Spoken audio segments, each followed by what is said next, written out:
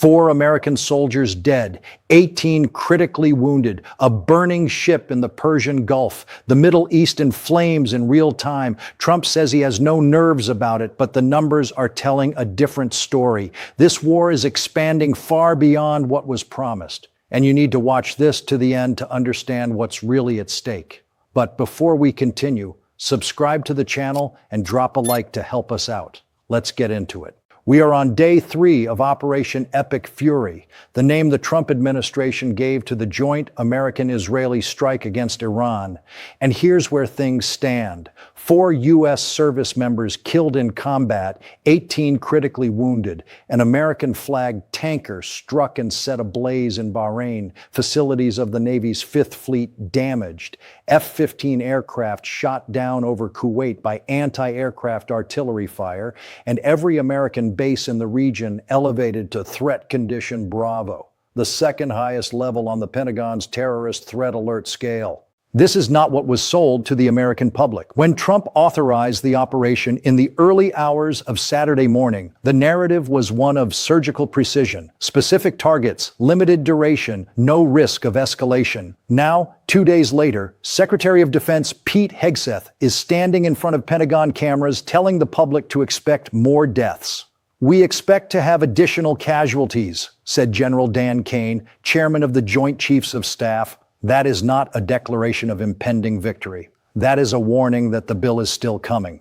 What is happening on the ground is too serious to be explained away with slogans. Iran has fired hundreds of ballistic missiles and drones into at least 5 Persian Gulf countries since the operation began. It struck refineries in Saudi Arabia, caused fires at facilities in the United Arab Emirates, threatened traffic through the Strait of Hormuz, through which 1/5 of all global oil trade passes, and openly declared, through the voice of Ali Larijani, Iran's top national security advisor, that it will not negotiate with the United States. That is not war rhetoric. That is the official position of a state that feels cornered and has decided to fight back with everything it has.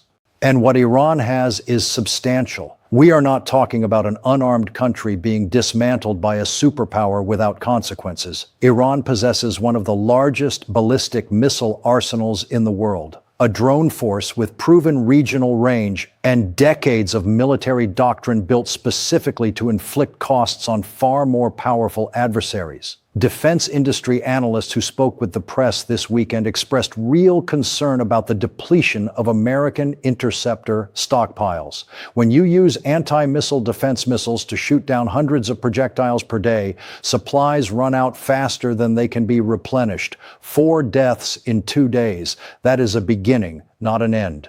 And the administration has already warned there will be more. When a president and a secretary of defense say that publicly in the first days of an operation that was supposed to be swift and decisive, the question that needs to be asked out loud is, what was the real plan? Donald Trump told the New York Post this Sunday something that deserves very careful attention. When asked about the possibility of sending ground troops into Iran, he said the following: "I have no nervousness about troops on the ground. Every president says there won't be troops on the ground. I don't say that. That is a deliberate break from the standard playbook of every American president in recent decades. And it is not an accident. Trump knows what he is saying and why he is saying it.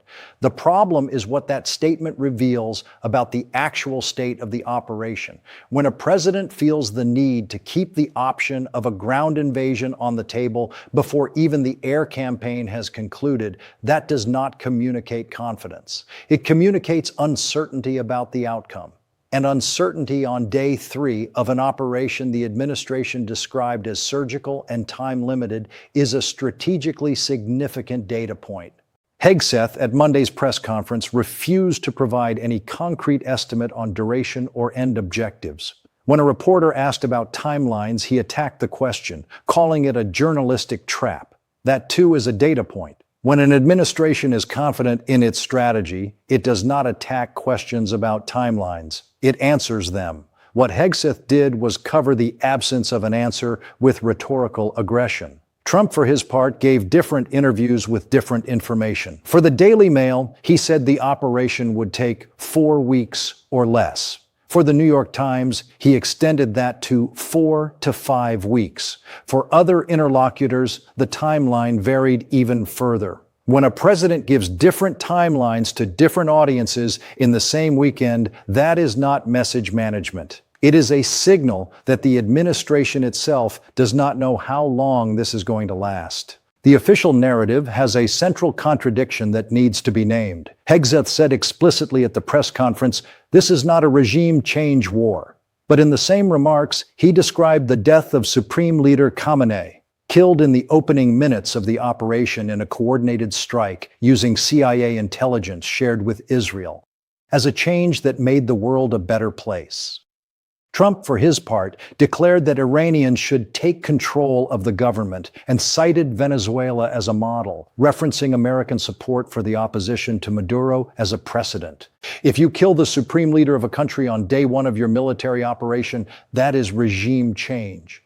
Hegseth's semantics do not change the reality. And what makes this point especially serious is that regime change without a post-conflict stabilization plan has a documented track record of producing lasting chaos. Iraq in 2003 was not an accident. It was the predictable consequence of toppling a government without having anything built to replace it. And today, on day 3 of this operation, no one in the Trump administration has publicly presented a coherent plan for what comes next.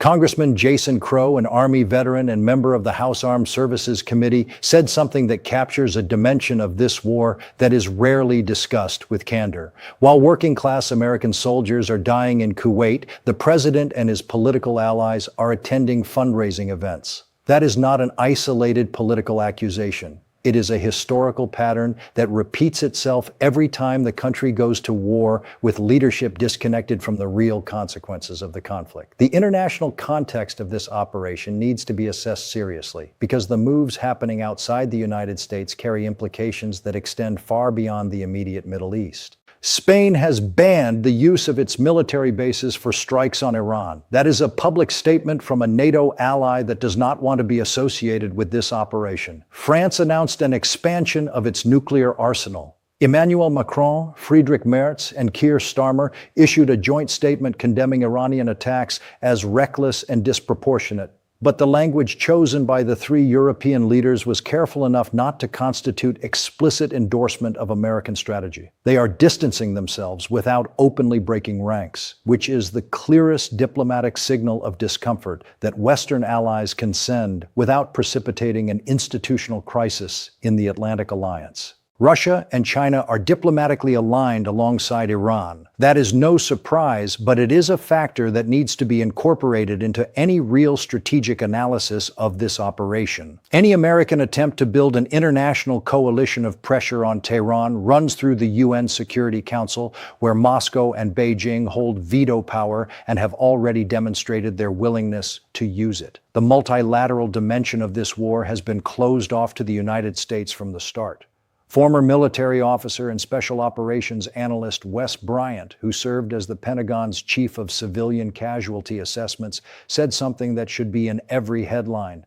"I'm surprised it's only 4 deaths."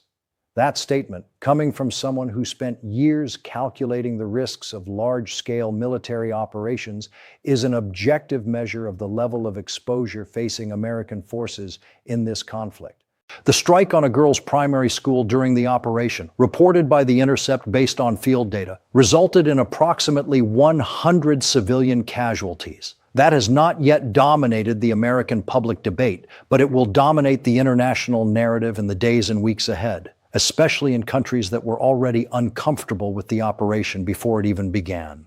There is also a constitutional question that is receiving insufficient attention. Constitutional law experts and former military officials consulted by the press have pointed out that the operation was launched without congressional authorization, and that the scale of the conflict, with combat deaths and major naval and air operations, far exceeds what existing authorizations cover. Professor Mary Van Landingham, a specialist in international military law, said the operation presents fewer ambiguities than previous strikes in terms of requiring congressional approval. The war powers debate has never been more concrete than it is right now.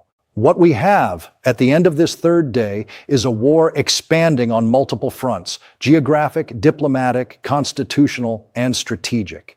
Without the administration that launched it having given the American public a clear answer about what winning looks like, how much it will cost in lives and resources, and what happens inside Iran after the bombing phase is over. 4 deaths are not an abstract number. They are 4 families who received a notification this weekend, and the Secretary of Defense said there will be more. If the administration has a plan for those deaths to mean something concrete and lasting, that plan has not yet been presented. If this commentary made you think, drop a like. It goes a long way in helping the channel keep delivering serious analysis of what's happening. Subscribe so you don't miss the next updates, because this situation is changing by the hour. And most importantly, leave your thoughts in the comments. Do you think the U.S. has a real plan for the post-war? Should Congress have been consulted beforehand? I want to read what you think. Serious debate, no partisan cheerleading, just analysis of what's at stake for the world.